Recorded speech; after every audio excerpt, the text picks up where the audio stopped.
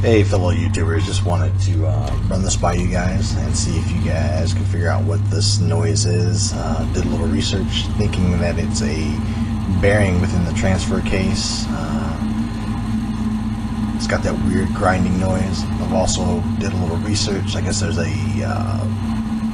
like a automatic shift for high-low when you push the buttons up on the dash. That seems to be the problem, or most of the time seems to be the problem with these 2003 Chevrolet Avalanches or these 2000 Chevrolets. Leave me some comments in the bottom, tell me what you think, and I'd much appreciate it.